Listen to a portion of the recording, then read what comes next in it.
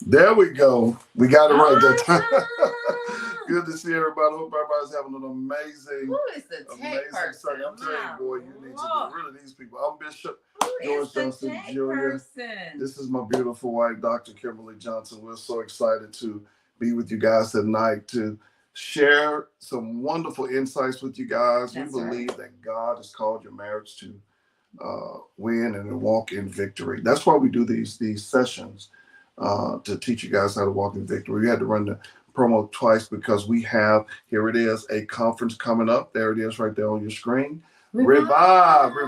It will be December the 14th. December the 14th. I'm telling you, it's going to be absolutely amazing. I'm excited about it. I hope you guys are excited about it. We're going to be focusing on 4 areas of your life. We're going to be focusing on how to revive your mind in your life. My brother Jonathan is going to be ministering on that. And then guys, I'm so excited about this. My son, he's going to join us and he's going to be talking about how to revive something. This is going to be his first. We're launching him into the work that we do. Oh, excellent. So I'm excited about that. He'll be ministering. You want to take the flyer down? So I still want to look at the flyer while we're talking about it. And then my brothers, my brother and my sister, they're going to be ministering on how to revive your marriage. My wife is going to be talking about how to revive your life. And then I'm going to be talking about how to revive your dream. It's going to be an amazing conference, Kim. I'm really excited. I'm excited. About it, guys. Are you excited? I am excited about it. Have you registered yet? Make sure you register. Make sure you register for it. Because the seating is limited. It is limited. We want to make sure that everything is under decency and in order. So we got to have our numbers and know what's going on. Yeah, I'm excited about it. Guys, one more announcement before we get started. Here it is. We're at 259 today. Ooh. So we're almost at our goal of an army of 300. That's why we use that theme right there. I believe we can hit that by the end of the year. We're an army of 300. You can help us reach this goal. All you have to do is go to our YouTube, Success Nation Network, and just simply subscribe. Click the little button and subscribe, and also like the video, and you'll be a part of the army of 300. Please be a part of that. Let's answer some questions. Let's just Daniel respond. Hey, Daniel. Next thing he's ready for the word. He said, sign up, you got. And also Daniel and Kendall, they'll be sharing a little at the conference as well. Exactly. We're believing that this year we're going to launch our entire family into the work that we do. So, guys, we want you guys to please come out and be a part of it. You ready for the word, Kim? What if I was like, well, yeah. I'm ready for it, too. Let's go to Pillow Conversations.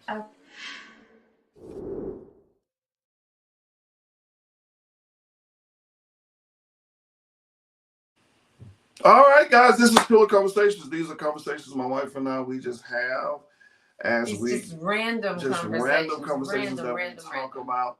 And so I wanted to talk about something that I think is near and dear to everyone's heart, and that is sharing the responsibility. Okay.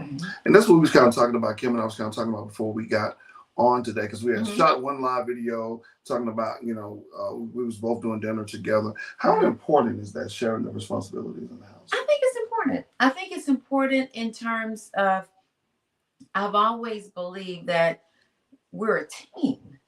And in any relationship, you're a team.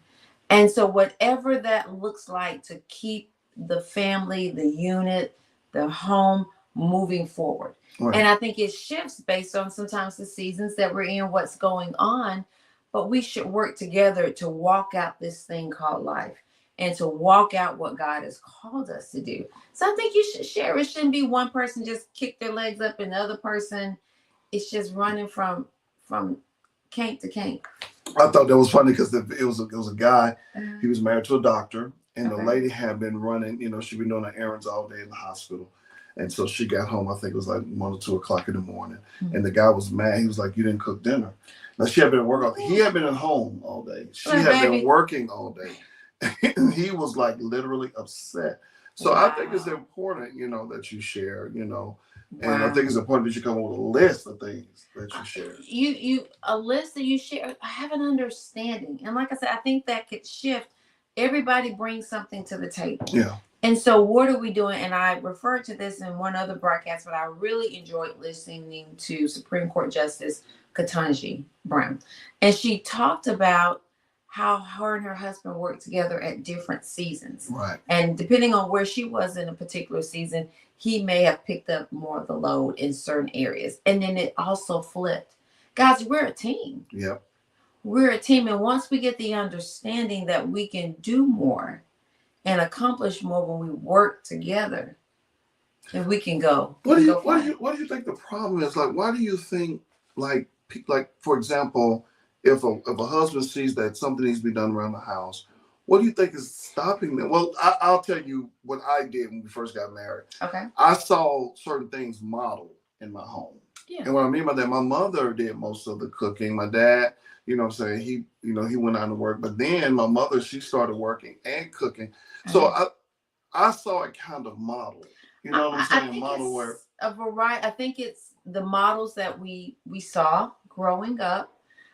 Sometimes it could be cultural expectations. And the thing of it is, one of my former coworkers said something so profound to me. And she talked about how she struggled early on with her kids. She used to be frustrated with her husband and all that kind of stuff. And the light bulb went off to her that she had to define what motherhood looked like for her. It was different from what it looks like for her mother. Mm-hmm. And I also heard former First Lady Michelle Obama talk about the same thing. She said, you get frustrated because sometimes we have these expectations and we're expecting the other person to do this and do that. And when they don't, sometimes people don't notice. Right. I had to realize that sometimes things that I was jumping in, and I was like, well, surely he'll just jump in. But he didn't necessarily notice. I didn't notice. So we have to have conversations. Right. We have to talk about things. We have to talk about expectations. Like you said, the models that we saw before, but sometimes our environments are different. Mm-hmm. I remember my husband said this to me very early on in our marriage. I grew up with a model, and my mother did a phenomenal job. But Saturday morning, she got the home together. I mean, she kept it together every day, but that was the day she dedicated. She was going to get up early. Right. She was going to wash clothes. The house was going to be clean. And I did and I was trying to live that model. And one day, I think I just, I was in the doctoral program and I just kind of hit a brick wall. And he told me, he said, I was going to see how long you were going to sit around and run yourself like that. Yeah. Why won't you get some help? And he had talked to me about it. But in my mind, my mama didn't have nobody come in there and help her.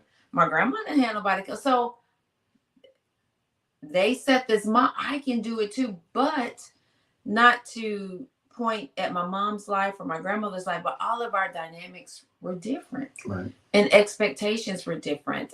For example, the careers and the jobs that they had, when they left work, they left work. Right. Mine, the role that I have, it goes on into the evenings, it goes on into the weekends. Right. And so on and so forth. And so the light bulb went off. So I think it's a variety of things, expectations, conversations that need to be had. It's things that were modeled, all of those things, cultural differences. And you got to be open to the tough conversation. Yeah. You got to be open to that tough conversation. So I learned, can I say this real quick? And I think sometimes from women, maybe not as much as me, and sometimes I think it's better, but we beat ourselves up as if something's not right with me because I can't get all of this done. But we also live in time. There are resources there. I always like to press that, God, show me what tools I have in my hand. Right. You don't have to do everything yourself from start to finish. I asked Kim this question. We'll close it out right here. I said, It's amazing how so many other cultures are outpacing African-American cultures. And I was like, and it light bulb went off into me this weekend. And I used to work for an Indian family. They help each other. They have more of a village collectivism mentality. But we were like that. But now, we're becoming so isolated and we're trying to do it on our own. We're trying to make it on our own. And you're fighting the world by yourself. It takes a village. It takes everybody's help. My mother-in-law was here this weekend. Lord my mom was here this weekend, but my mom went to help my brother Jonathan. And my mother-in-law was here. It's, just the fact of just being able to, hey, can you watch the kids while going over here? Or, picking up. I was running late to pick Daniel up from school on Friday. My mother-in-law got in the car and she was on her way to go get him. And it's amazing how other cultures, they've gotten on to this. We have to get that back. They look at the unit. It's about a family unit. It's about the group. It's not about each individual. It's a family unit. And together, when you work together, it uplifts everybody. All right, guys, we'll be back with the word. We got an amazing word for you tonight. But that's a good conversation, I think. Yeah, I think it's pretty good. so. Dr. Kimberly Johnson has centered her life around the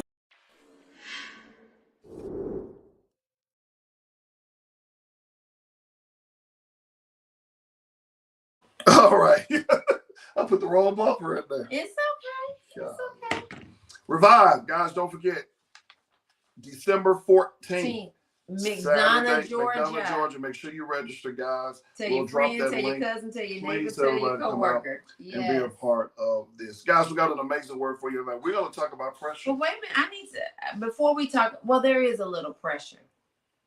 I feel it through the computer screen. Okay. There's some people that are near and dear to our heart. I love the cars. Jonathan Carr. I love the cars. Cap. ASU, baby. But I feel ASU. You see what the trailer wearing? I feel that Coach Cap's eyes are like burning on the back of my back. And I love ASU. I love the cars. But my roots are on the hill. The roots are on the hill. They're on the hill. Yeah. Mama went to the hill. So this hill. is where we divide today, guys. Auntie went to the hill. Those from Birmingham, Alabama, Cousins they know went to the hill. it is Magic City Classic Weekend, baby. Yes. Yeah, yes. We will be in Birmingham for that event. We got to see the parade. My kids. Daniel is on the best, so he's getting ready for the tuba. Yes. He gonna be ready. Yeah. So we're excited about that. Yes. Yeah. So, yes. But I want Jonathan Carr and Dr. Uri Carr to know that I've never wavered in my dedication. His roots ain't on the hill. see how his roots ain't on it. You see how she got the shirt on? House together. I ain't gonna say house together. House together. Let's get into the word. Good pressure. Good pressure. That's what we're gonna talk about. Good pressure versus bad pressure. Pressure in a marriage is inevitable. That's what we've been talking about for this I almost month. Broke out in Shirley Caesar said the pressure's a lot. So the pressure like sing to weigh you down. And you don't know which way to turn. God is concerned. And he's working it out for you. See, sometimes when you go through prayer, you gotta listen to them kind of songs. Yes. You know. Say sometimes you Shirley help you. Sometimes Shirley break it off. Shirley help you. You be like, yes, Lord. So, okay, good pressure. One of the things we talk about just from a physiological standpoint and a behavioral standpoint, there's a certain amount of pressure that is needed. Mm-hmm. There's a certain amount of pressure that kind of helps push you to do the things that you need to do, that gives you the adrenaline that you need to get things done. And so pressure in and of itself, in general, is not bad. Right. But then there is when there is so much pressure where you feel or so much stress that you feel that you're not able to handle it.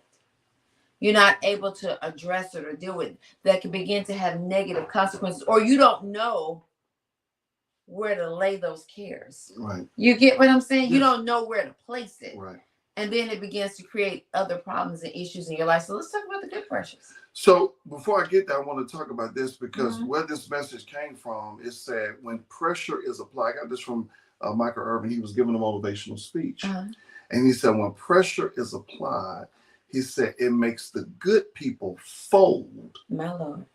He said, but it makes the great focus.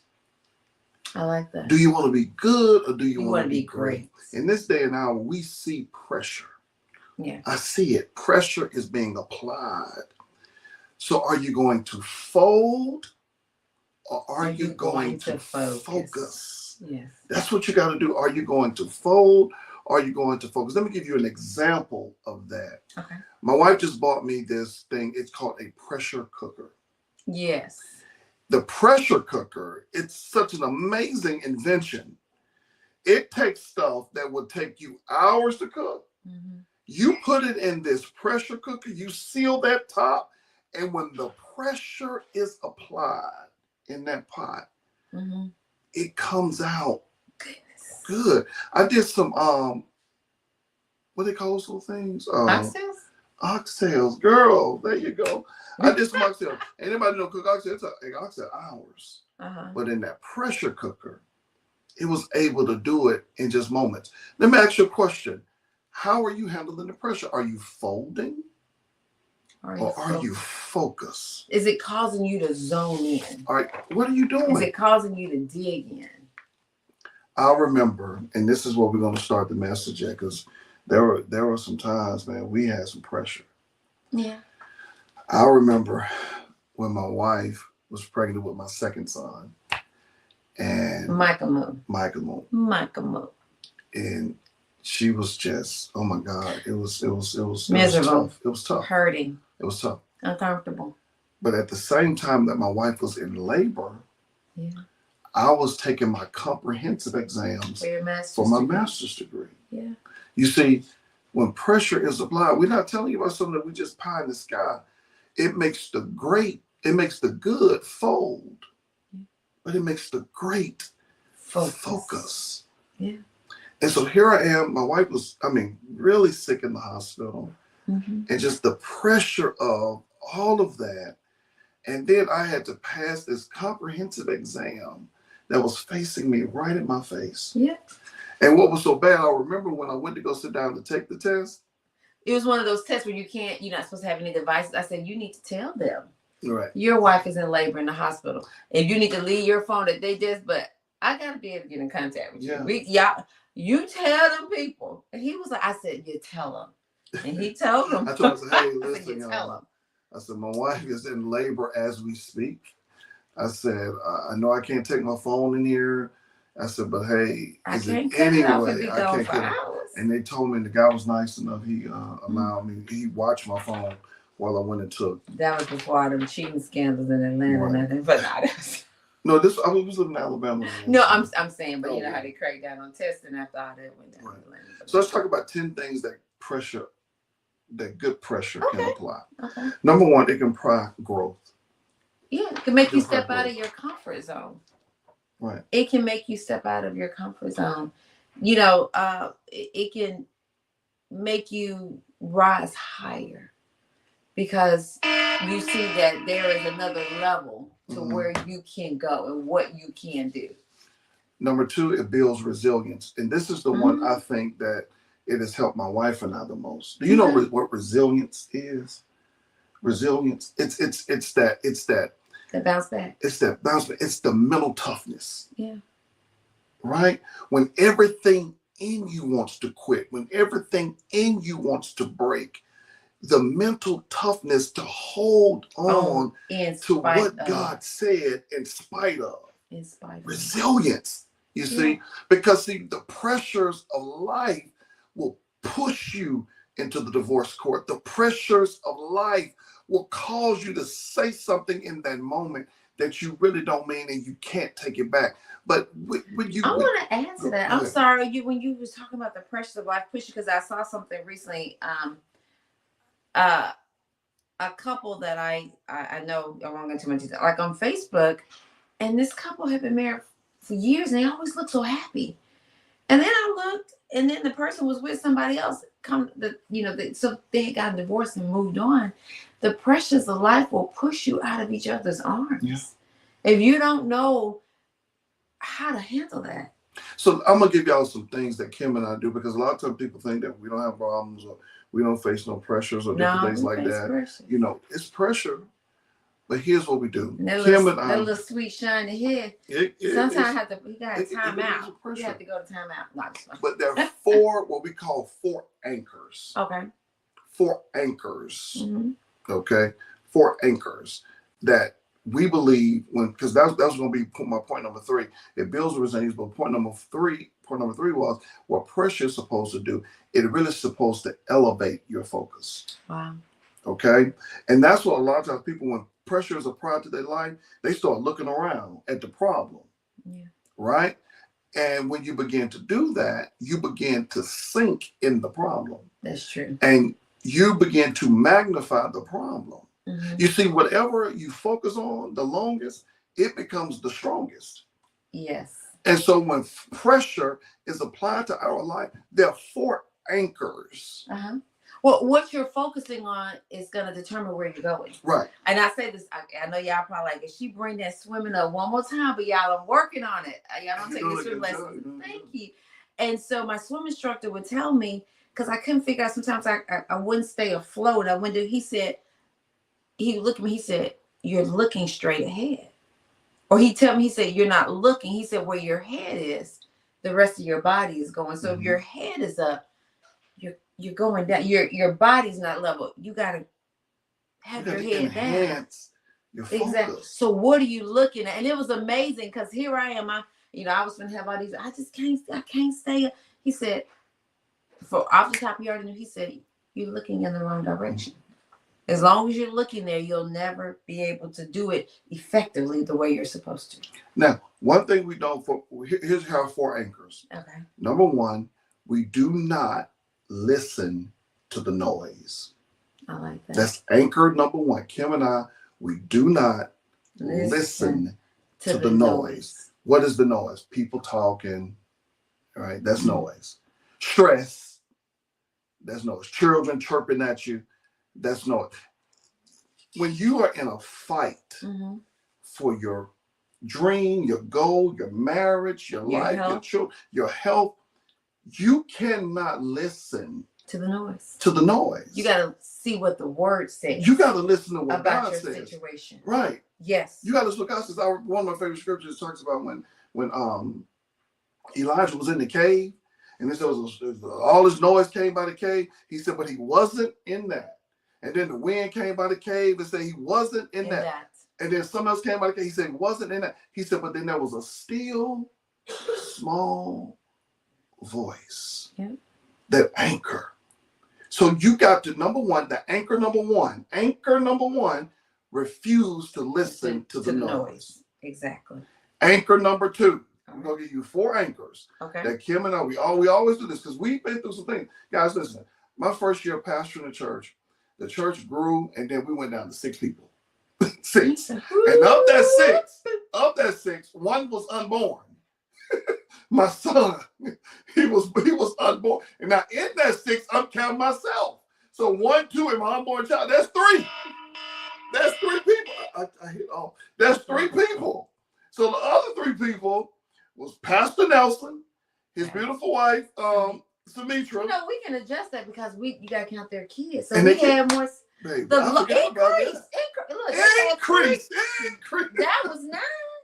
Wait a minute. Y'all, I went through a church split. I went through people lying on me, and I could not reveal the truth because the people had told me in confidence. And now, regardless of what other pastors do, I believe what the word says. I walk by what the word says. I know what God is. People lied on us. We went through that. We were talking earlier in our earlier parts of the ministry. A pastor was hitting on my wife. Pressure. Guys, I'm just trying to show them all of the pressure situations that we've had to go through. We've went through some pressure situations, man. Repossession. Repo. So people don't know what repossession is. That when the folk then when they come pick it up. Because you ain't pay for it. Be like, can I get They come get it. You like, can I get my baby car seat? Can I have a car seat? We went through when you got more month. Then you got money. Oh, Lord. Pressure. Yeah. But here's what we do. We don't listen to the noise. The enemy talking in your ear. That's noise. You need to leave them. You was better by yourself. No, you wasn't. You was a fool. You need to end it. You need to end it. They'll do better without you. Guys, I contemplated suicide. I was thinking, I went to take my life. Yeah. Because I was listening to the noise. I heard the noise of your failure. People joked about me. Listen, Kim and I lost everything in the ministry. One of my friends went in there, took pictures of my church, and showed them to people and said, "This is what you do." Tornado and all that. When you're not walking in obedience. Pressure. You got to And you refuse. still got to go on. You still got to work. Number two. You still got to show up. I think number two is a little bit more important than number one because All these right, are going all to right. be What's number two? number two. What's your why? What's your why? What's your why? You got to hold on to your why. Can I add a story? I remember when I was in the doctoral program, y'all, I can't even go into all the depths Wow, of it, talk but about it was that, tied. It was a journey. But it was also tied to my job. So if I didn't finish, I lost my job, health insurance, we had a baby, all those kinds of things. And I had to hold on to my why. And one of the whys was just a better quality of life for me and my family. And so I used to go for these rides. I know anybody that And knows the word. and the The word. word that God gave you. Word Let me God tell you. gave Let me me. tell you how. Because people don't think you face the. My wife is the third African I think American that's the third one in the college. to graduate from this program. Yeah. Okay. A lot of people that look like that right there, they didn't graduate. But let me say this: when you're talking about what's your why, it was a struggle, and my wife's car was breaking down on me. Yeah. This guy walks up to her, a professor. See, that's what things changed that because I went there. Said this to one of my students. So I don't want to hear nothing else about your car. Yeah. Instead of working with her, being patient, one professor walked up and just threw a book and said, "You're a smart girl, figure it out." Yeah. We're talking about what we walk through. Mm-hmm. We walk through that. Pressure. But what's your why? Go ahead and But finish. what is your why? So no, I was just saying, but what helped me? What's your why? The word and my why. What's your why? I sometimes, and one of the things, anybody that knows me, now my husband loves to dress. He's our fashion person for the house. He gets us all straight. He's always been just really well with putting things together. But I love a beautiful home. I've always loved nice homes. And so I remember when I would just drive through nice neighborhoods. Sometimes I park and walk. They thought I lived and people wave at me. And my why, with tears in my eyes, I was holding on to the word and I was like, okay, I'm doing this because I want better for us. Yeah. I'm doing this because I want better. I'm about to cry. I'm about to break down. I'm doing this. This is my why. Now go on back. You got to show back up again. Number three. Mm-hmm. Number one. Mm-hmm. Don't listen to the noise. Don't listen to the noise. Number two. What's your why? What's your why? These are our anchors. Number three. Who's waiting on you? And I'm going to explain that. Oh, wow. Who's waiting on you? When we started our ministry years ago, May 2005. May 2005, but it was May 22nd. May 22nd, 2005, when we started our ministry. The word that came for our ministry was Jeremiah chapter 1. He said, before you was formed in your mother's womb, he said, I knew you. Yeah. Right? And he said, I called you to be a prophet to the nations. To a nation. Yeah. Okay? That's what our ministry is birthed out of, that scripture. He calls you to be a prophet to a nation. Let me ask you a question. Who's waiting on you? What nation are you called to? Are you called to? We're all called to a nation. You have to reach that nation. My nation may not be the nation that you're called to, and that's okay. You know, sometimes that's the reason you have to be comfortable and confident in what God called you to do. His nation may not be your nation, your neighbor's nation, but there is a nation of people that will listen to you. They're waiting. There is a nation that's waiting on you. They're waiting. That others may not be able to reach, but you can reach them. One of my favorite speakers says this: the richest place in the world is not the diamond mines in West Africa. He says not the oil fields in the Middle East. He said the richest place in the world is the cemetery. Because there, so many dreams. You'll find dreams never born. Mm-hmm. They died with the dream. And here's the sad part: that nation of people who needed that dream, needed that inspiration, needed that testimony, needed that book.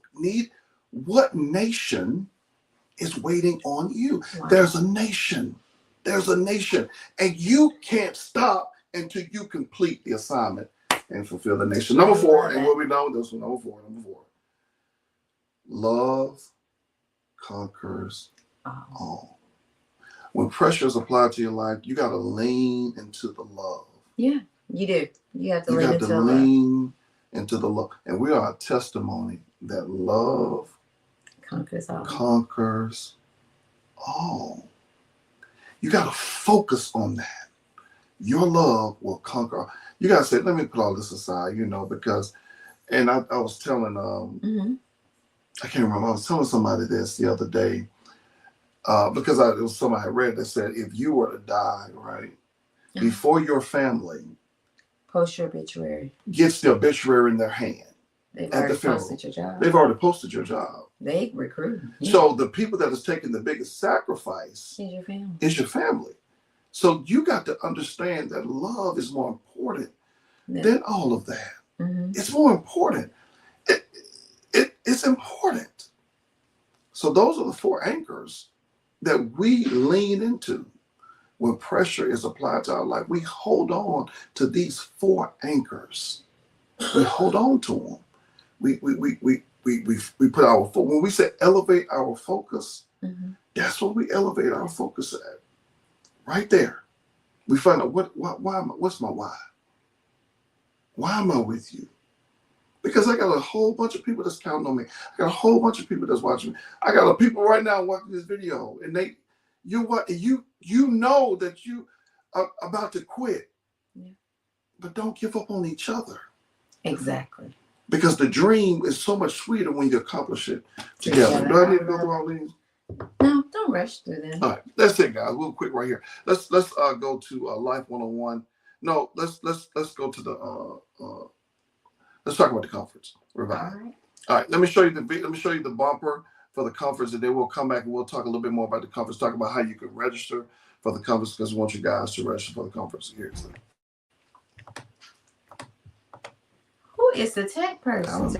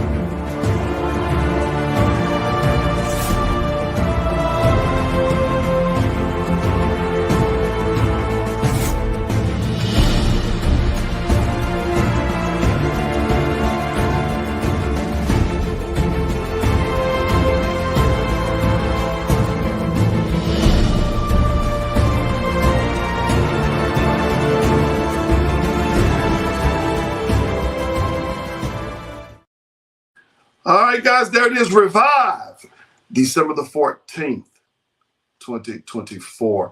We'll be at the Homewood Suites. Please click the registration link on the flyer, and please be a part of this wonderful. I know you're going to talk about how to register, but out of curiosity, maybe you should. Why Revive? How did this come about? Why do you believe God gave you this vision? Honey, that's a good question, because we met with the staff this week and we talked about that. And it was this summer. I was in my quiet time and I just heard the word revive. And a lot of times when the Lord speaks to me, it's like I'll just get one word, but it's kind of hard. I understand what God is saying. You know what I'm saying? And so when you talk about revive, there's a huge testimony I shared with our team as we was planning this week, and I was telling them about how this young man passed away, and he passed away simply because his life could have been saved if they would have had a defibrillator machine on the field, and they would have revived him. But their failure to not have this defibrillation machine ultimately caused this young man's demise. I believe that there's so many marriages, so many lives, so many visions that are right there. I mean, like they're about to walk away from it, and they just simply need to be revived. I believe that people's health are hanging in the balance, and it needs to be revived. They just need to. They need to be connected to a source that can pump life back into it, the marriage back into life. Your marriage can live. Listen, I'm passionate when it comes to this thing of the family. The family unit is under attack more than ever before. I see it. We're chasing things and we're not chasing each other anymore. We're chasing things and we're not chasing our children anymore. Mm-hmm. And your children are dwindling away. Your life is dwindling away. Your vision is dwindling away. You just need to really get your focus back and have that thing revived. And sometimes by the time you look up, it's akin to sometimes you don't realize how much ground you've lost. Right. And then you look up and you're like, I don't even know how I got here. Mm-hmm. But God. Even if that's where you are right now, when you look up and you're like, how did I get here? How did this situation get here in my marriage? How did this situation get here with my kids? How does this situation get here in my health or my walk with God? Whatever it is. But God. But God. No matter where it is on that line, if you get it to Him and you let that revive process start, He can take you back to where you need to be. Wow. And take you further than where you were before. It's almost like I was telling someone, because you won't be starting over. Mm-hmm. You'll be starting from experience. Yes. You'll be starting from experience. Mm-hmm. And so I believe God is going to revive your life. I'm excited about that. It's going to be a good. I think it's so needed. Yeah. It's so needed. People need to be revived, refreshed, rejuvenated, a fresh anointing. It's needed. Yeah. The cares of, even if nothing bad. Fresh anointing. Don't worry about it. We won't have that. We won't do that one. No. Did you just laugh at me? Don't worry about it. People was like, I was in the process of registering, and I said, wait a minute. Register, guys. So it's needed. It's needed. It's needed. It's needed. Yes, ma'am. So we hope that you come out and join us, be revived. Revive. December 14th. McDonough, Georgia, 2024. Hampton Inn and Suites. Homewood, Lord. Homewood Suites. Look at the flyer. It's on the flyer. Don't listen to him for them December 14th. He got that part right. You go to the flyer. You go to the flyer. God bless you guys. We'll see have a you blessed week. On next week. I keep hitting the wrong button. Tech person, please.